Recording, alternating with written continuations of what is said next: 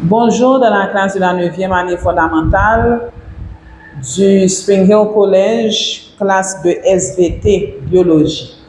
Aujourd'hui, nous allons voir ensemble le système cardiovasculaire.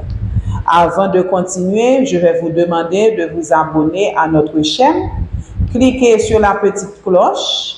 Ainsi, vous allez recevoir toutes les nouvelles vidéos que nous allons poster. Le cours que nous avons aujourd'hui, c'est concernant les enfants qui vont se rendre aux examens de la 9e année fondamentale pour l'État haïtien. Ce n'est pas simplement pour eux, c'est un cours vraiment que n'importe qui s'intéresse au système du corps humain et pourrait suivre parce que c'est un cours d'introduction au système cardiovasculaire. Donc, nous allons parler du cœur. Donc, vraiment, pour faire grandir vos connaissances au point de vue anatomique des vaisseaux sanguins ou encore du cœur, vous pouvez aussi suivre ce cours. Alors, bienvenue. Aujourd'hui, dans le cours, comme c'est noté, nous allons parler du système cardiovasculaire. Alors, c'est quoi les objectifs que nous fixons pour ce matin? Nous allons tout d'abord identifier les différents organes du système. Nous allons décrire la structure et la physiologie du cœur. Ensuite, nous allons préciser un petit peu la composition du sang, le rôle du plasma et les éléments figurés. Nous allons avoir une deuxième partie qui va vraiment se prononcer sur le trajet de la grande et de la petite circulation sanguine et reconnaître les moyens de défense naturels et artificiels du corps contre les infections. Alors, pour débuter, le système cardiovasculaire comprend le cœur et tout un réseau de vaisseaux dans lesquels circule le sang, la lymphe. Ces vaisseaux-là, on parle des artères, des veines et des capillaires. Nous allons entamer avec cette première photo. Là où vous voyez, c'est vraiment une caricature de la poitrine d'une personne. Et vous pouvez vraiment regarder en détail le visage, le tronc. Et dans le tronc, c'est là où se situe et ce grand organe-là que nous allons voir, qui est le cœur, qui est l'organe principal de la circulation du sang. C'est un organe qui est légèrement incliné vers la gauche et qui est protégé par une enveloppe qu'on appelle la péricorde. Bon, on va en parler. Là, ici, dans cette photo, pour bien vous orienter, vous pouvez remarquer le cœur juste presque au milieu du tronc de la poitrine. Et ensuite, ça, ce sont les poumons. Donc ici, nous avons le poumon droit et le poumon gauche. Vous allez dire, mais non, ça c'est gauche, ça c'est droit. Non, la personne se tient devant vous. D'accord? Donc ici, ça c'est le poumon droit, ça c'est le poumon gauche. Et si vous regardez bien, vous allez voir que il y a de différentes couleurs qu'on utilise dans cette illustration.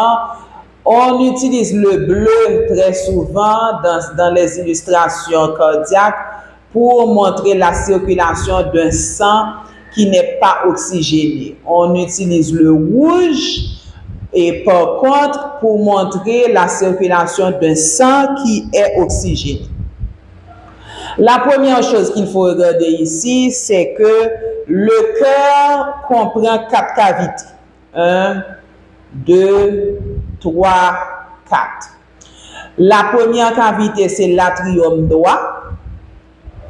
L'atrium droit, s'il y a atrium droit, il y a atrium gauche. Ventricule droit et ventricule gauche.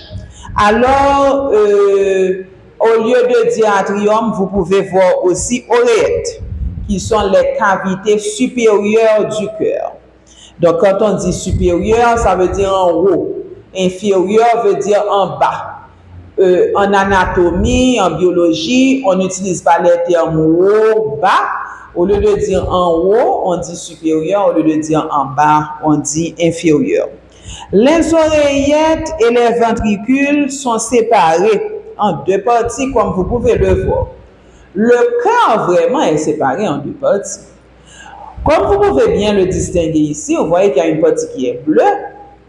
Qu'est-ce que ça signifie? Ça signifie que cette partie, la partie droite du cœur, contient du sang, mais ce sang-là est du sang qui n'a pas beaucoup d'oxygène. La partie gauche du cœur, vous pouvez constater que c'est en rouge.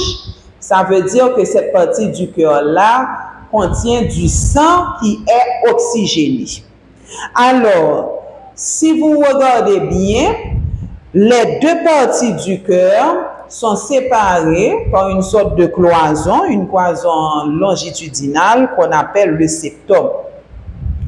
Alors, si je vais commencer avec l'oreillette droite, l'oreillette droite communique avec le ventricule droit par une valve. Une valve, c'est comme une porte, une petite porte.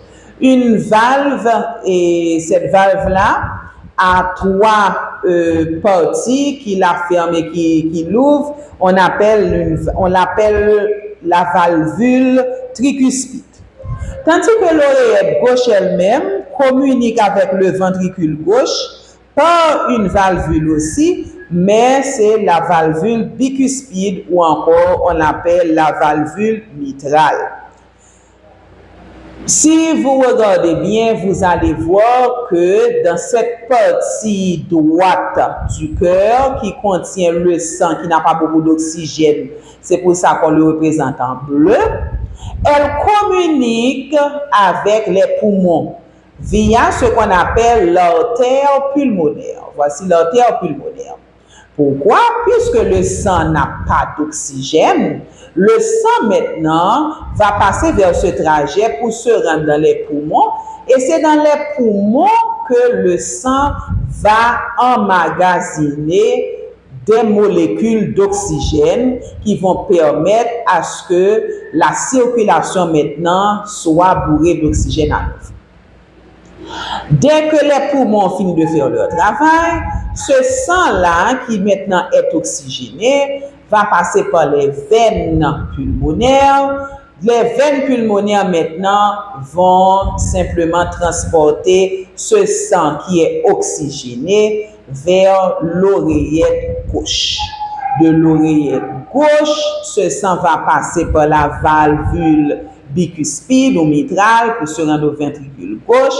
Le ventricule gauche maintenant va permettre à ce que ce sang soit dispersé ou encore distribué partout dans le corps en passant par une grande artère. C'est ce qu'on appelle l'aorte. Alors, pour ce faire, il y a aussi des valvules qui vont du ventricule droit vers l'artère pulmonaire et aussi valvules qui vont du ventricule gauche vers l'aorte. On les appelle les valvules sigmoïdes.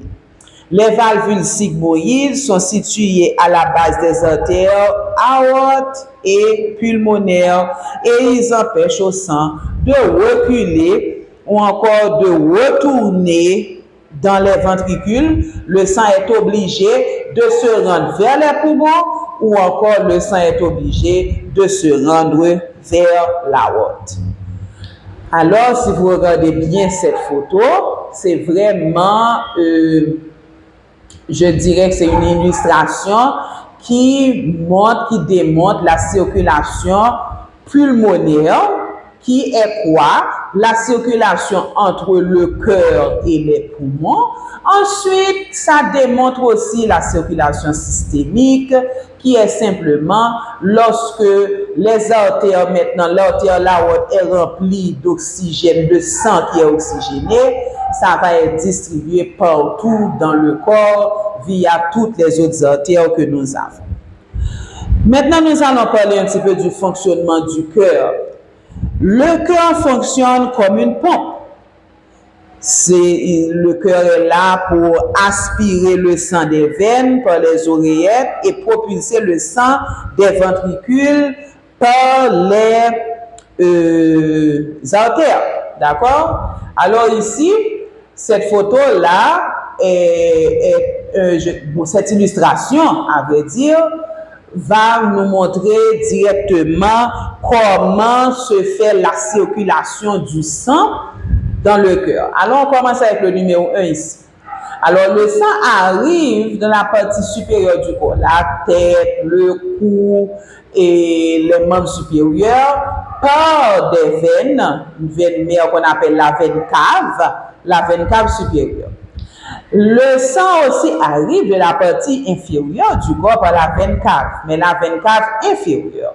Alors, la veine cave inférieure et la veine cave supérieure déversent du sang qui n'est pas oxygéné dans l'oreillette droite. Dès que l'oreillette droite est remplie, bien sûr, attention, cette cavité-là est fermée, hein? Elle est fermée. Parce que lorsque nous avons le remplissage de l'oreillette droite, la valvule tricuspide est fermée. Cette valvule-là est fermée, d'accord? Donc, le remplissage se fait. L'oreillette droite maintenant est remplie avec du sang qui n'est pas oxygéné.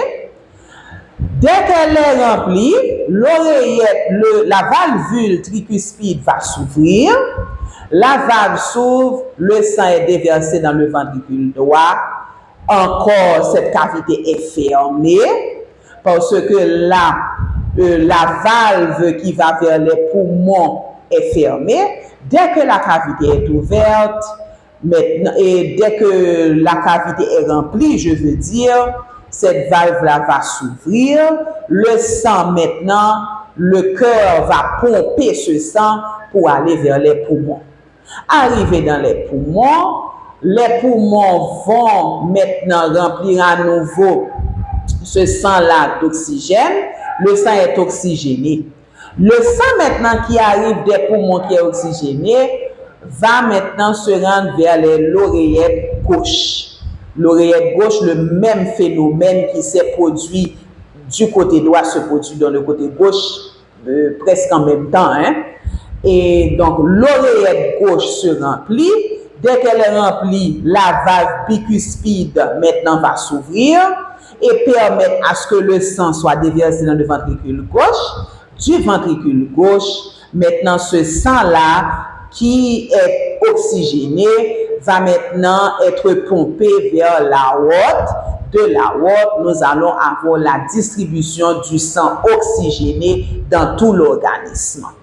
Dès qu'on a le sang qui est oxygéné, qui est distribué dans tout l'organisme, l'oxygène est maintenant propagé partout. Le sang devient à nouveau sans oxygène ou bien non oxygéné et ça va à nouveau passer par les veines. Et ensuite, le phénomène se reproduit. C'est ainsi que le cœur bat environ 70 fois par minute. C'est ce qu'on appelle la fréquence ou encore le rythme cardiaque. Donc, à chaque fois que le cœur bat, c'est ce que le cœur fait. Le cœur reçoit du sang qui n'a pas d'oxygène, n'est-ce pas, des veines caves supérieures et inférieures. Le but, c'est de transporter ce sang vers les poumons. Les poumons ont comme rôle d'ajouter à nouveau de l'oxygène dans le sang. Ce sang-là est encore déversé vers l'oreillette gauche. La partie gauche du cœur maintenant a comme rôle de recevoir un sang qui est oxygéné afin de le distribuer dans le corps en passant par l'aorte. Si vous avez compris ceci, là on a vraiment une bonne idée de la circulation du sang dans le cœur. Et ça, c'est très important. Cette illustration est une illustration qui démontre encore le même phénomène dont on vient de parler, mais un petit peu plus détaillé, car ici, on peut vraiment voir la aorte, on peut voir les veines, ça c'est les veines pulmonaires, ça c'est les artères pulmonaires. Comme vous pouvez le voir, il y a des artères qui vont vers la gauche, il y a des artères qui vont vers le droit parce que